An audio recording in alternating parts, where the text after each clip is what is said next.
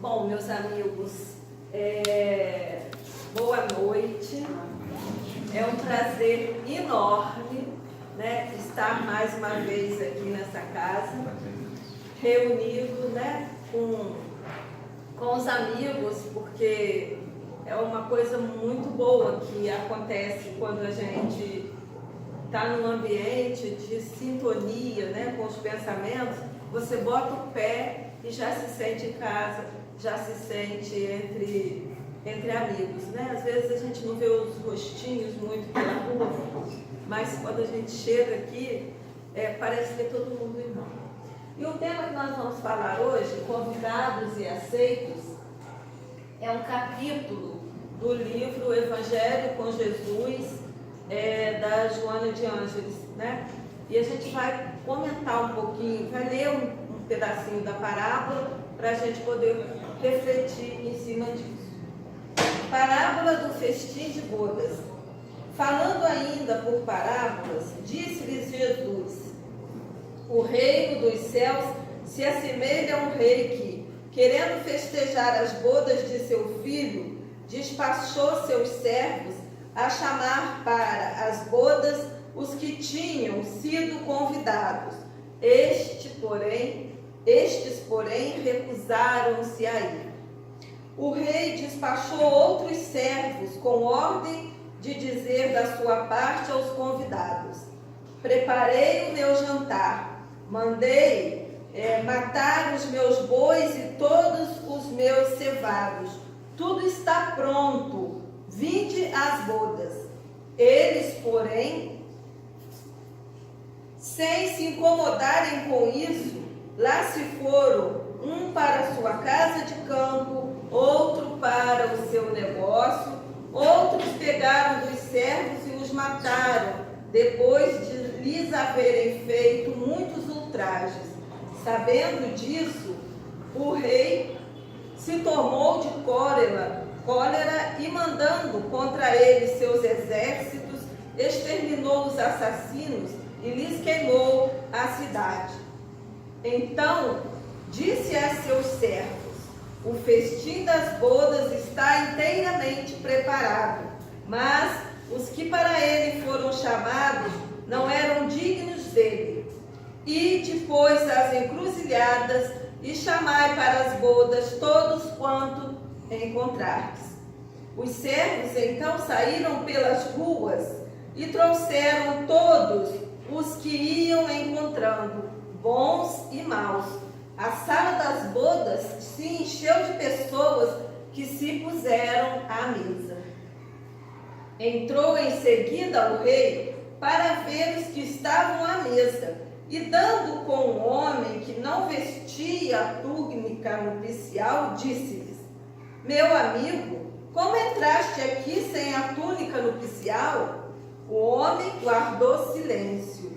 Então disse o rei à sua gente: atai-lhe as mãos e os pés e lançai-o nas trevas exteriores. Aí é que haverá prantos e ranger de dentes, porquanto muitos serão chamados, mas poucos serão os escolhidos. É uma parábola cheia de ensinamentos, não é?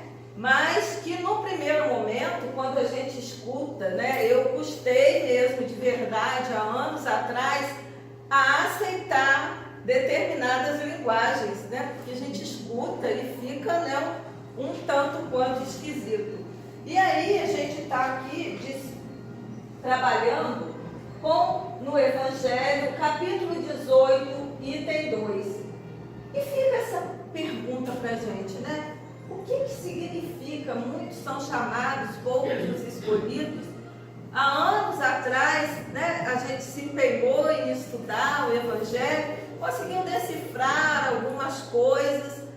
Aí Joana chega também, consegue clarear mais um pouquinho. E aí ela apresenta com essa ideia: olha só, a gente está acostumado assim, muitos são chamados e poucos escolhidos. Mas Joana não fica satisfeita assim, né? Ela tem que te provocar para você dar uma pensada melhor. Aí ela bota convidados e aceitos. Aí a Angelina já não acha que é sinônimo. já achou que tem algo mais que ela quer dizer. E na verdade, o que ela quer? Ela quer nos ajudar a compreender algumas coisas. E lá nessa parábola, a gente precisa combinar em que língua a gente vai falar. Por que é que foi associado, Jesus usa essa imagem do festim das bodas? A gente precisa fazer uma viagem no tempo e irmos lá para a Palestina do primeiro século. E o que nós vamos lá encontrar? Nós vamos encontrar a maior parte ali daquelas pessoas estavam todas relacionadas ao Oriente. E naquele tempo, a festa de casamento era o maior significado que eles tinham. Faziam festas que duravam semanas, Tinha que ter muito dinheiro para casar, para fazer uma festa dessa ordem. Então, por que Jesus fala em parábola e usa o festim? Bom, as parábolas partem do princípio de que quem está comentando ou explicando alguma coisa parte do princípio que quer que o outro entenda. E ali no seu público, como aquela inspiradora imagem, que o Bruno colocou para a gente na chamada, e a gente colou porque é lindíssima, ali entre aqueles todos que estavam, que o ouviam frequentemente, tinham pessoas das mais variadas condições de absorver. E a parábola, usando uma linguagem que eles conheciam, ia fazer com que cada um pudesse captar aquilo que era possível ao seu coração naquele momento. Então vamos lá. Quem eram os convidados, os primeiros convidados daquele rei? Os primeiros convidados eram os hebreus. Por quê? Porque eles eram o povo que primeiro abriu mão do politeísmo e adotou o monoteísmo, ou seja, aceitou a ideia de um único Deus. E na verdade, eles eram exatamente aqueles que estavam preparados, os primeiros convidados. Só que eles ficaram de uma maneira agarrados à materialidade, Não o povo judeu como um todo, mas principalmente os saduceus e os fariseus, que eram aqueles que lideravam, aquele povo. E por conta deles, por conta dessa questão que a gente conhece até hoje, Aqueles que governam levam o povo às suas penúrias. E não era diferente naquele tempo. E por conta do jeito da incredulidade deles, do fanatismo de uns, e do egoísmo e do orgulho do outro, criou-se uma impossibilidade de se cumprir a profecia, de serem eles, os hebreus, os eleitos. E quem eram aqueles que Jesus mandou fazer os convites? Eram os profetas, que não foram bem recebidos. E a gente conhece a história do que se deram para eles. E essa festa, então, que ele usa, a bodas, o festim das bodas, ele está fazendo uma associação com o reino de Deus. O reino de Deus como uma festa de casamento. Por quê? Aquele tempo era chamado, a união com o sagrado era também chamada de casamento, Então nós temos essa imagem maravilhosa, E com que vestes alguém vai fazer o seu contato com o sagrado para entrar no reino dos céus? Qual é essa veste nupcial? O que é isto? Olha que lindo, o coração puro e o compromisso em seguir os ensinamentos do Cristo. Essa é a regra que vai construir esse traje, essa veste nupcial. É muito bonito que a gente vê que a ciência vai estudando e vai confirmando as coisas que o Evangelho nos traz, que Kardec nos traz, e isso traz uma sincronicidade, A gente vai aprendendo que determinadas emoções maltratam e dificultam a nossa vida, causando sofrimento. E lá está falando, se o coração estiver puro, se as nossas vibrações, o nosso compromisso no bem, nós estaremos adentrando o reino do Senhor, o reino dos céus. Será que esse reino do céu é aquela imagem mesmo da nuvem? Não, né? O reino dos céus está dentro de nós, a nossa paz, a nossa alegria, né? E o nosso sentimento de amor um pelo outro. Então essas vestes, né? E quando eu falei da sincronicidade há pouco, né? Os estudos vão dizendo que nós temos vários corpos, não é isso? Né? E que um desses corpos, que também são chamados de vestes, é o nosso perispírito, não é isso? Então, se o que a gente vive está marcado no perispírito, são essas construções, né, do coração puro, dos melhores sentimentos, do trabalho no bem, do trabalho pelo outro, é que vai construir essas vestes, né? Vamos lá. Bom, passamos ali pela mensagem. Tá bom. Vamos chegar lá, né? Aquela outra mensagem de Jesus que ele nos diz o seguinte: os últimos serão os primeiros, né? Eu já contei aqui, eu conto vez por outra, como que esse caminhar é complicado, dessas figuras alegóricas, né? Já contei quanto foi difícil para eu encarar aquele negócio de bate de um lado e dar a outra face. Foi uma novela para eu compreender aquilo.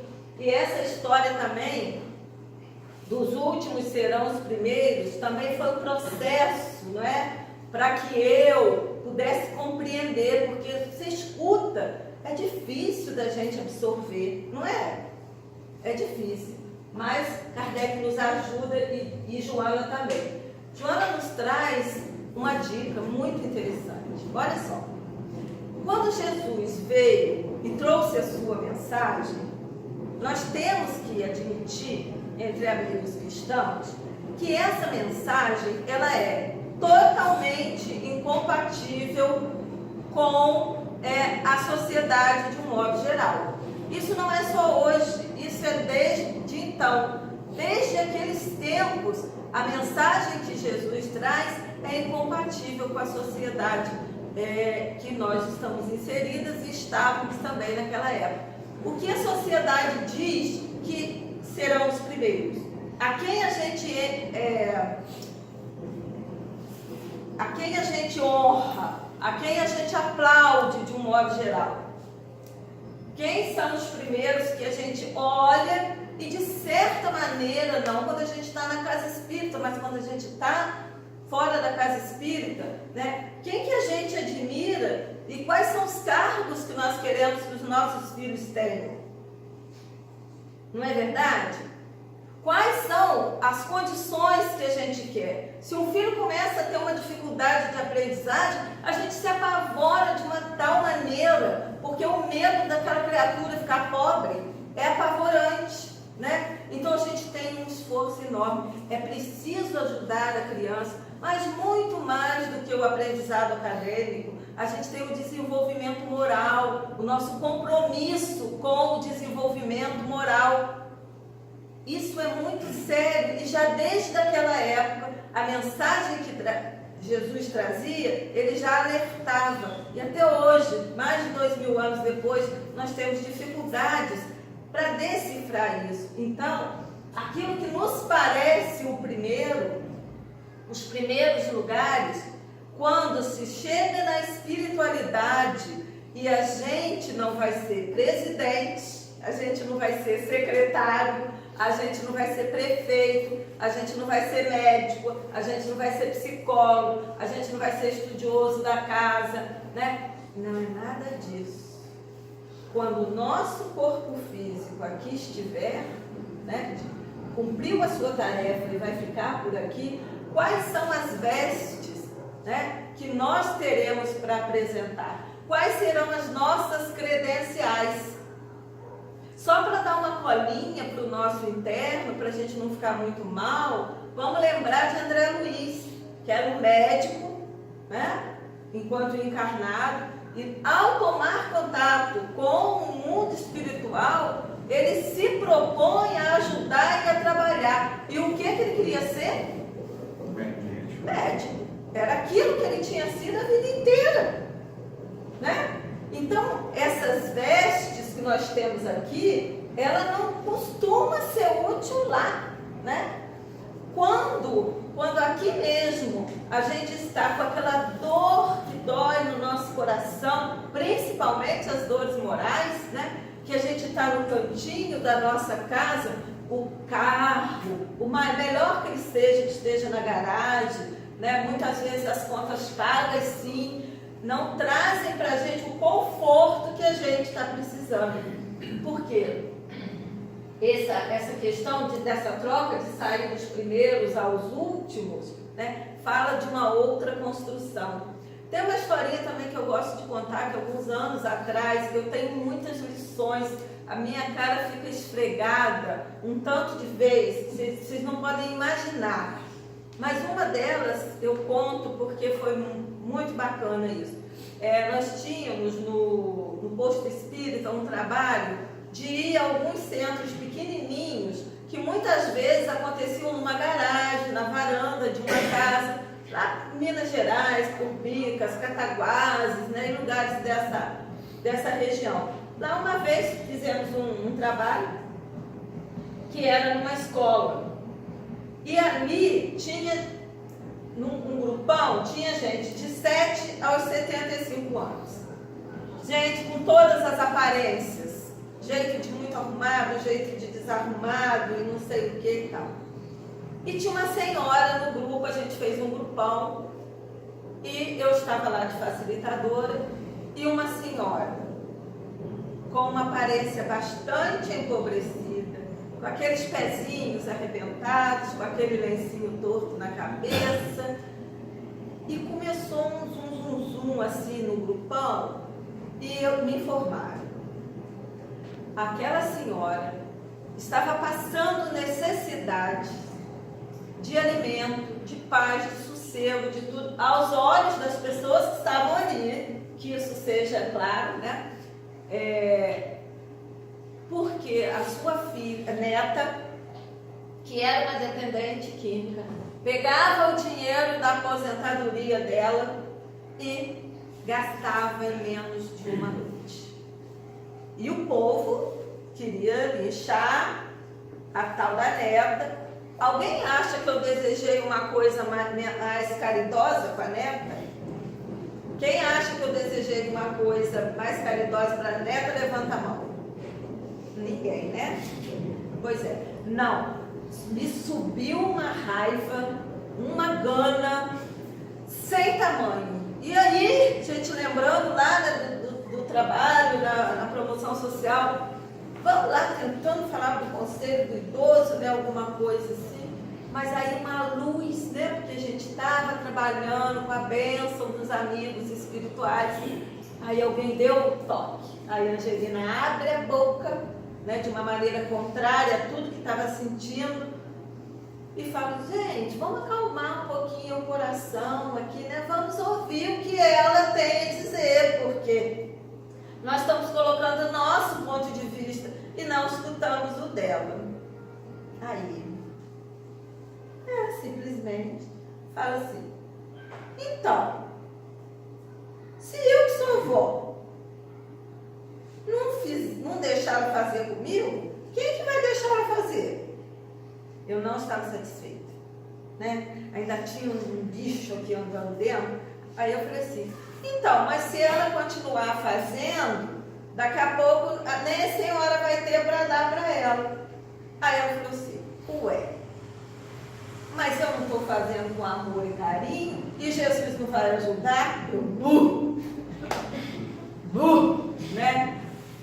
Olha as vestes que esta criatura estava usando ali na nossa cara, e a gente que estava metido, achando que era primeiro alguma coisa, né? Não era nada, né? Porque você imagina a grandiosidade desse espírito. Ela sabia o que estava fazendo e sabia qual era o propósito dela. Ela não era uma boba que estava sendo usurpada. Ela era alguém que, né, coração e estava tecendo, né, essa veste.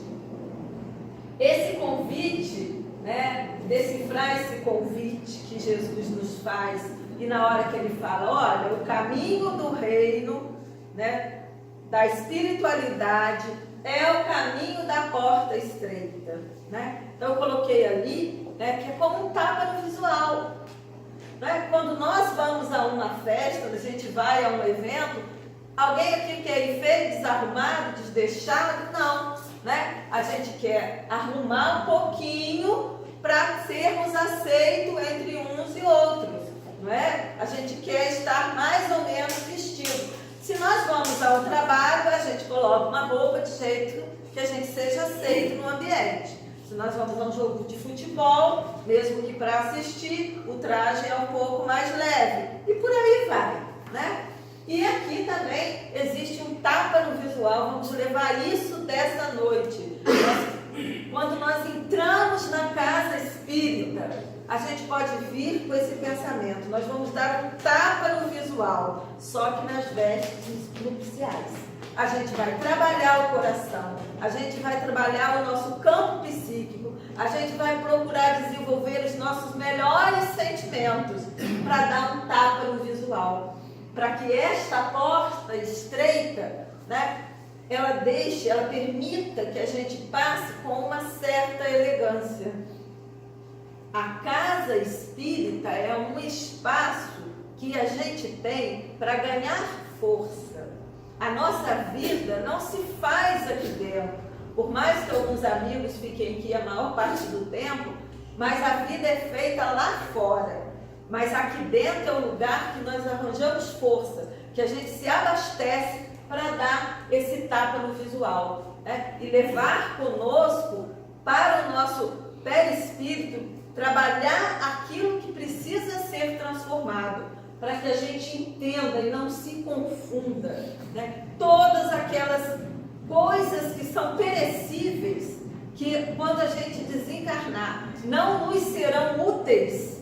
Não tem porquê a gente honrar o nosso joelho, né, trabalhando em cima dos tais bezerros de ouro.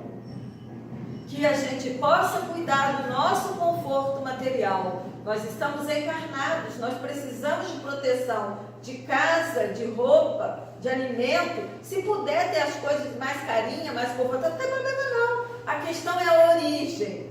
De onde vem aquela finança para que eu possa me vestir adequadamente? E principalmente, o que me custa, né? Em termos emocionais, aumentar a minha renda. Qual é a qualidade de vida que eu estou tendo? Apesar de eu estar trabalhando bastante, eu ainda consigo um tempinho para dar um tapa nesse visual, né? Que são essas vestes. Joana nos alerta aqui.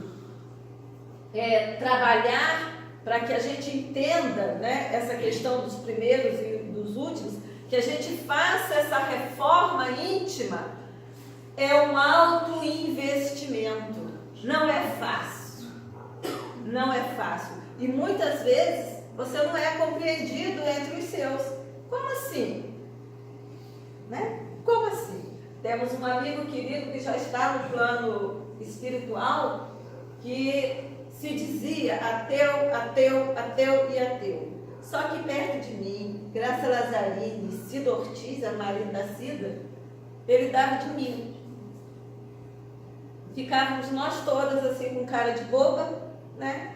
E ele não dava o prato de comida. Ele dava o prato de comida, perguntava o nome, como é que tá, você sente, ele voltava com a biografia da criatura, em 5 minutos que ele foi lá pro portão, né?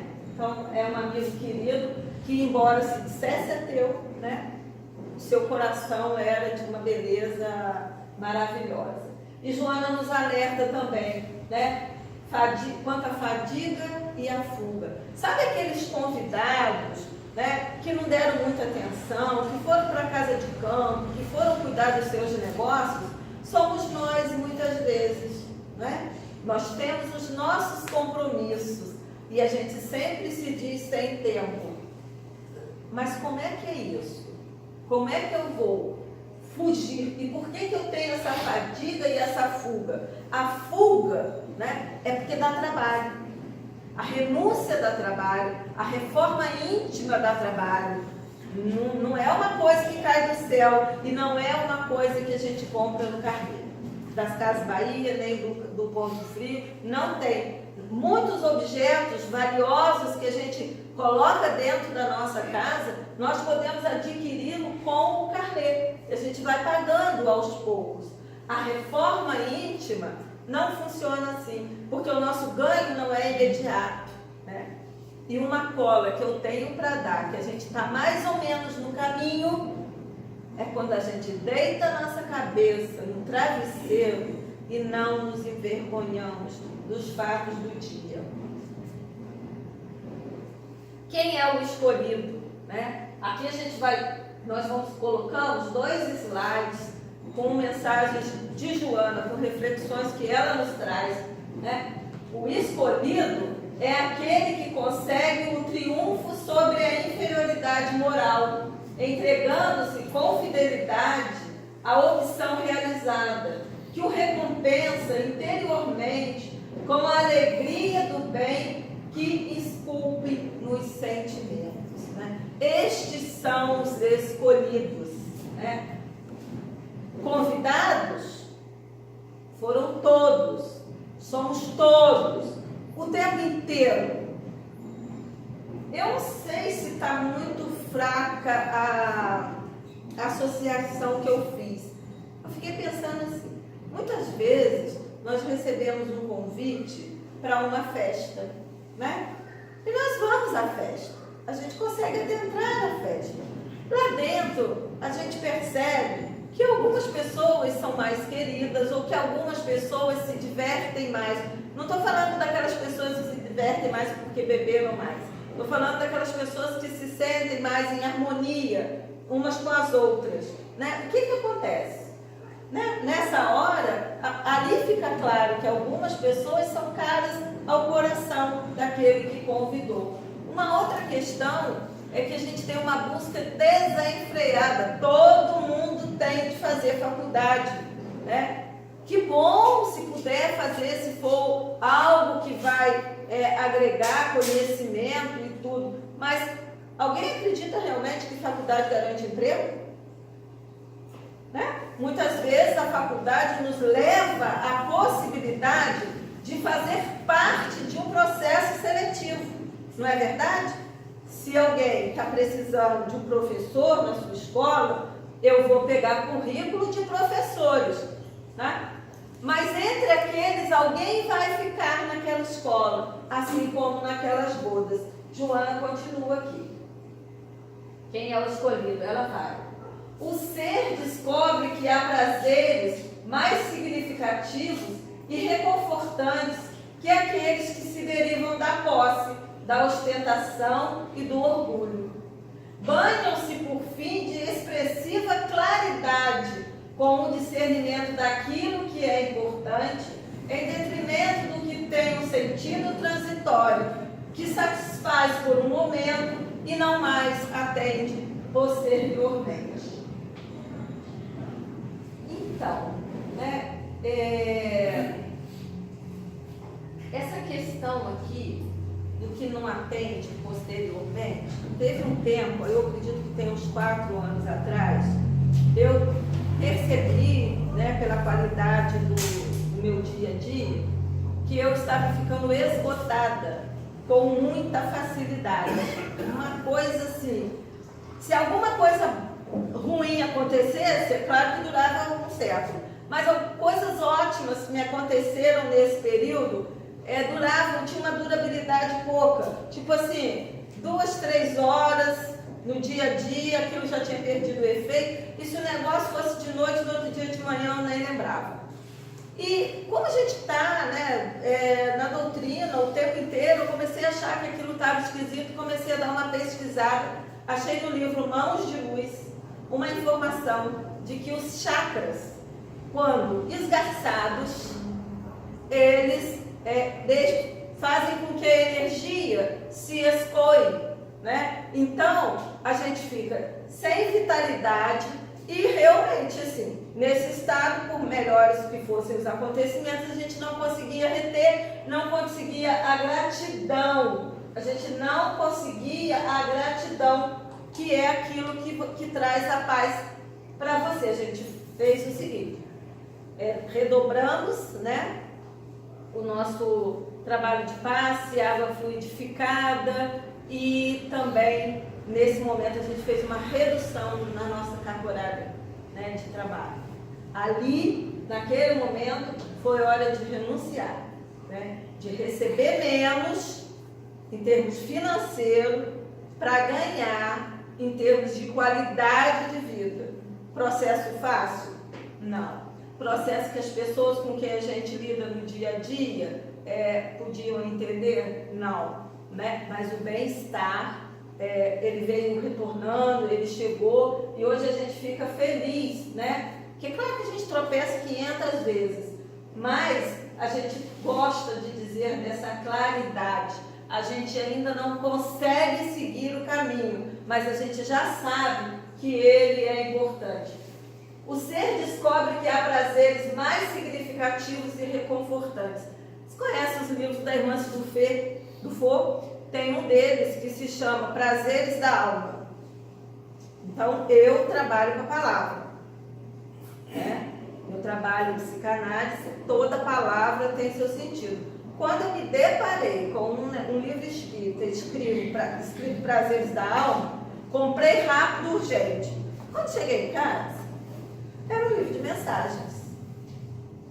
Fiquei pensando, que prazer é esse? Né? Prazer da alma, né? Estava lá, amor, alegria, paixão, não sei o quê. A gente levou um tempinho para entender que era disso que se estava falando. O real prazer que uma alma sente é de estar crescendo, é de cada vez conseguir se harmonizar mais e se sentir mais reconhecido com as coisas do Pai. Para que isso serve mesmo? Para nos trazer a paz.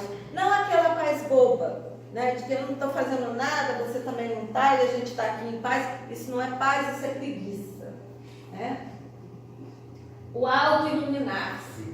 Aqui a informação é delicada, amigos, porque o que ela quer dizer com aquilo ali bonito, olha só, à medida que se robustece emocionalmente, mais desafiadores se tornam os combates, porque se transferem para o campo íntimo, onde permanecem as heranças do processo de evolução já conquistado. É bonito, né? Mas eu vou traduzir aqui para ajudar. Sabe o que ela está falando? Que não vai ficar tão fácil, que não vai ficar fácil tão cedo. Que a gente vai sempre ter demandas, a gente vai ter sempre questões, porque nós estamos no mundo ainda, né, que luta para fazer a sua transformação e não vai ficar fácil. Lembra que a gente já conversou aqui algumas vezes sobre a tal da pirâmide de Maslow, né? Que diz que aqui embaixo da pirâmide, na base mais larga, nós precisamos atender às nossas necessidades fisiológicas de alimentação, de proteção, de segurança, de proteção com o corpo. Conforme essa pirâmide vai avançando, nós vamos querendo mais um pouco de cultura, querendo mais um pouco de estudo, até que a gente vai chegar lá, quase no fim da pirâmide, a gente vai estar ligado nas coisas do Pai. E mais estreito ainda, além de estarmos ligados nas coisas do Pai, a gente vai querer as coisas do Pai para o outro, para o semelhante.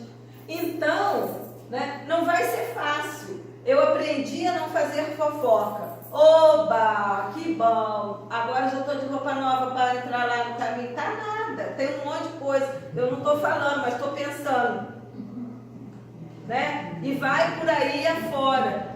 A gente ser capaz de resistir quando alguém chega perto da gente com pensamentos negativos e a gente consegue respirar, não é fácil, a gente consegue respirar fundo e procurar ajudar esta pessoa, ainda que naquele momento a gente não esteja com toda essa clareza, mas ajudar aquela pessoa a ver, né, a transitoriedade transitoriedade daquele momento, né? E o que a gente aprende na doutrina espírita, o que os benfeitores espirituais trazem para a gente o tempo inteiro. O Evangelho fala da alegria de viver. A crucificação, assim como as dores nossas de cada dia, né, elas são a ferramenta, o instrumento para nos levar ao aperfeiçoamento. Quando a gente se agarra, né, e dá um valor extremamente profundo a ponto de guardar mágoas e construirmos traumas profundos, né, nós estamos nos agarrando, né, àquilo que é transitório.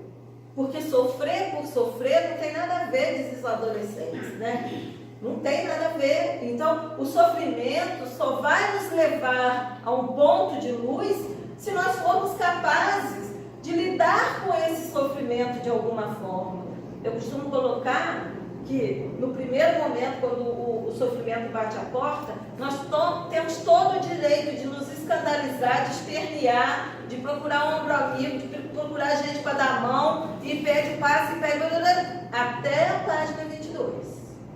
Na página 22 a gente já começa a se equilibrar, né? Está na hora de contar com aquele conhecimento que a gente já recebeu, está na hora da transformação, está na hora de entender o significado daquela dor naquele momento na nossa vida, na transitoriedade.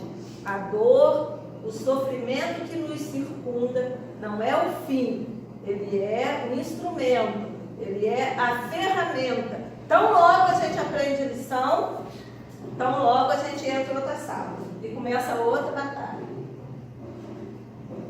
Olha que mesa linda, né? Tá dando para ver a mesa?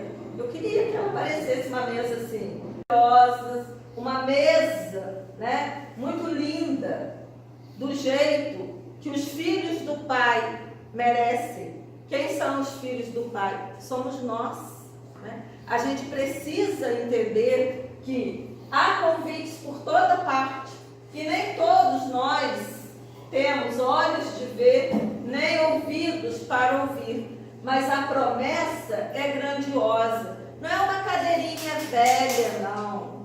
É uma coisa bonita, linda. E é importante que a gente entenda que não é preciso necessariamente que a gente faça uma passagem, desencarne e faça uma passagem para que a gente possa conviver nesse ambiente.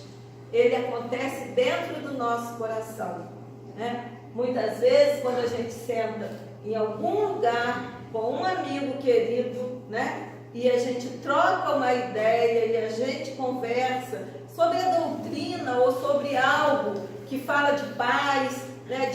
de felicidade, que nos transmuta, nós estamos fazendo parte dessas bodas e desse festim, né? Ele pode acontecer em pequenas gotas, já na nossa existência, já aqui no hoje, já aqui no agora.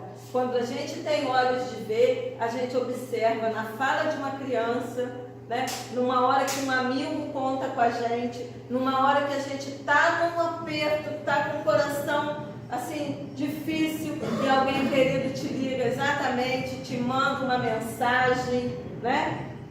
Hoje alguém botou no Facebook uma mensagem que dizia assim, quando uma nuvem negra se instaura na sua cabeça, tranquilize-se. Pode ser que vá chover na sua horta, né? Então, olha como é interessante isso, né? Esse jogo de dados populares que caíram no nosso gosto, caíram no inconsciente coletivo, porque a gente tende a negativar, faz parte da nossa condição do momento. Aí alguém chega e pega aquilo e inverte a ordem. Que tal a gente pensar nisso, né? Que diante de uma nuvem, embaixo de uma nuvem negra, né? Isso vai chover na minha horta, né? Então, aquela coisa desagradável, aquele sofrimento que está ali batendo na nossa porta, ele é transitório, vai chover na nossa horta. Bom, e aqui fica uma dica, né? Alguém sabe por que eu botei ali aquela clave, aquele violão e aquele negócio feito ali com que roupa eu vou? Alguém lembra disso? Ah, é uma música, né? Então a gente tem aqui pequenos pontinhos para fazer um laço com o nosso inconsciente. Amigos, com que roupa eu vou? Né? E eu vou aonde? Eu vou no festim das bodas. Eu sou convidado, eu quero ser escolhido, né? Com que roupa eu vou?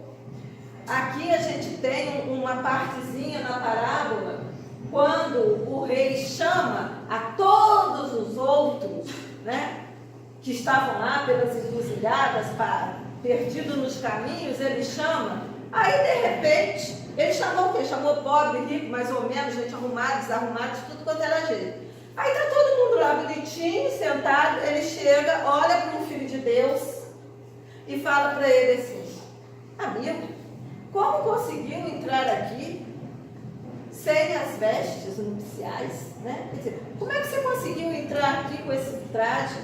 Ô gente, ele não trouxe gente de tudo quanto era jeito, não era de se esperar, né? Que alguém não estivesse vestido adequadamente. É para que a gente entenda as alegorias. Então, todos nós somos convidados à mesa do Pai, mas nós precisamos, para sermos recebidos, né, fazer um tapa no nosso visual, na nossa veste nupcial. E essa música, com que roupa eu vou, né? Não ao samba que você me convidou, mas com que roupa eu vou, né, adentrar a casa do Pai, que a gente leve isso no nosso inconsciente, né? Cada vez que a gente tiver a nossa oportunidade de fazer o bem, que a gente possa materializar esse bem. Se puder ser num sorriso, se puder ser numa mão amiga, ou até se puder escutar sem fofocar, são passos pequenos, né? Mas que vão funcionar muito bem. Aqui a gente está caminhando, né, para o nosso finalzinho, a gente vai ter um tempinho para trocar uma ideia. Nós vamos aprender com o tempo. O projeto é esse, as reuniões. Aí estava escutando aqui, tem reunião aqui, tem sábado não sei o que, tem domingo, tem não sei o que. Eu botei o pé aqui, a Daula já falou comigo, fez a inscrição na Ana para fazer o curso. Eu, sei que eu medo, né, de tirar a vaga de outro, depois eu não tenho tempo. Ela, não, você pode acessar na hora que você quiser. Já sai daqui com compromisso, tem que fazer a inscrição no negócio para poder ir. Vamos aprender a engrandecer as virtudes e a sabedoria do Espírito. Sozinhos não somos ninguém. A gente não tem força para enfrentar os nossos temores, os nossos fantasmas, se a gente não estiver juntos, né? Então, esse processo de se auto-evangelizar. O que a gente faz quando ouve uma parábola, quando a gente troca uma ideia, quando a gente monta um estudo, ou quando a gente senta e assiste um estudo? O que a gente está fazendo? A gente está se auto-evangelizando. E os grandes temas espíritas que estão em profundo estudo e está se confirmando cada vez mais, atentos à questão da obsessão, mas atentos principalmente à questão da auto-obsessão. E a auto-obsessão só consegue ser tratada pela auto-evangelização. Mas fica para a gente ali, né? Se nós estamos, de alguma maneira, recebendo, é porque a gente já tem o ingresso do convite. O ingresso já bateu na nossa porta, o ingresso já está nas nossas mãos. Por isso estamos aqui reunidos em nome do Pai. Então, a indicação rosa, né, da espiritualidade para conosco, de nos oferecer essa doutrina maravilhosa e nos instruir, como Chico Xavier diz, aquele que está devidamente satisfeito e amparado com a religião que escolheu, não tem tempo nem vontade de questionar a do outro. Maravilhoso isso de Chico, né? Mais uma das suas maravilhas. Então, a indicação honrosa dos benfeitores espirituais da casa, dos nossos protetores, amigos, né? Aqui está. A indicação foi feita, a indicação foi honrosa, que a gente possa honrar, né, esse convite, porque nós todos, com certeza, queremos ser os escolhidos. Eu vou colocar aqui agora dois livros, que, só para lembrar que o que a gente trouxe aqui foi sobre Kardec, daquele capítulo que a gente comentou, e Jesus, o Evangelho da Psicologia Profunda, o capítulo 25. Amigos, a gente tem um tempinho ali, 5 minutos, porque os outros 5 a gente vai usar para um videozinho que é de 3 minutos e 20, a gente computou, mas é importante, né? A gente tem falado muito que não são palestras, embora tenha um PowerPoint aqui, confortável, mas que são estudos. Então é importante que a gente possa trocar. Vamos comentar sobre o que a gente ouviu aqui, né? Se não temos perguntas, vamos agregar o que a gente está pensando, o que a gente está sentindo.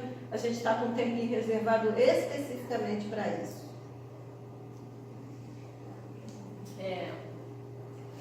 Quando você deu um exemplo da velhinha, eu me lembrei da minha tia, que ela tem o mesmo problema e eu jamais consegui compreender. E hoje eu consegui compreender exatamente isso, eu consegui enxergar isso, porque realmente ela passa por esse processo, mas ela parece que está, entendeu? Ela, sei lá o que acontece com ela, a gente vê, a gente fica irritado, mas ela não está irritada.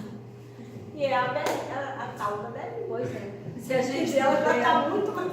Se a gente puder transmutar, né, gratidão, né, gratidão por, né, uma sementinha que de repente fica aqui e a gente conseguir entender o outro e quem sabe exemplificar, né? É verdade. Muito bem. Mais alguém para contribuir com a gente?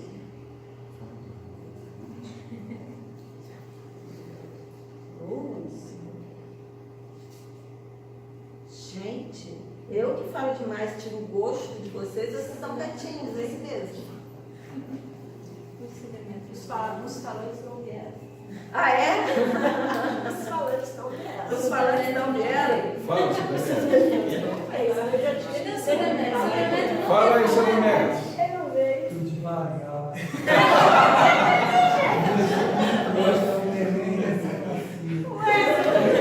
Só chora. Mas o choro é transitório. O choro é transitório. O neném já nasceu. Ai, Sabe, ele tá cochilando, ele cochila 20 horas, neném. neném. Tá certo, tem o tempo da gestação, né? A gente escuta assim. Só acorda para se alimentar. Cidinha?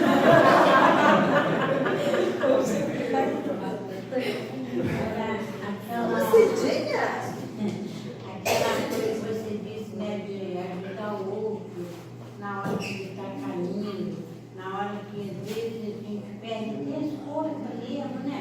Na hora que o problema cai, na hora de tudo. E é ouvir o outro, né? É ter a paciência de ouvir, de compreender até o momento que eles estão passando, mas é também plantar uma sementinha. Dizer a ele, vá, não fique parado. Porque hoje uma moça no Facebook também colocou que ela está muito só e abandonada. Aí eu falei, não, você não está abandonada, nós temos um amigo. Esse é só chamar, né? Se os terrenos nos abandonarem, Deus está aí. É só chamar ele, que ele com certeza vai te ouvir. Aí ela agradeceu. Então, às vezes, é bem que você está botando ali, né? Uma mensagem com um amigo, um abraço fraterno, aquele irmão levar para ele uma palavra, vendo que a dor dele está grande. Rapaz, melhor. Então é isso que o Evangelho de Jesus nos ensina, né? Vai e seja um caminheiro, para que tu ajude o outro e tu seja ajudado. Porque às vezes o seu problema é grandão, mas você encontra o maior na frente. Aí ajudando aquele, o seu refugiado. Ela agradeceu e eu também. Então, amigos, a gente vai colocar aqui um videozinho. Ele tem, podem ver com calma, ele tem 3 minutos e 8 segundos. Eu gosto de contar, porque tem gente que fica ansioso. Oi? 3:20. 3:20. Porque eu gosto de contar o tempo que gasta, porque às vezes a pessoa que está sentada assistindo fica ansiosa, né? A gente espera que isso não aconteça na casa.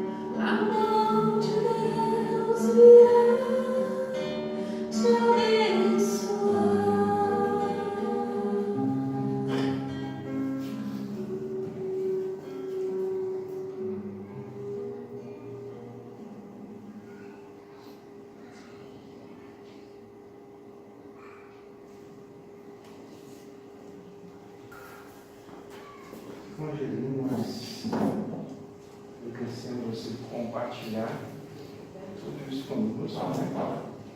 Esse estudo maravilhoso. Que nós consigamos, né? Através do nosso esforço, através da nossa determinação, ter acesso a esse convite, né? Conseguir pegar esse ticket, né? E estar nessa festa, né?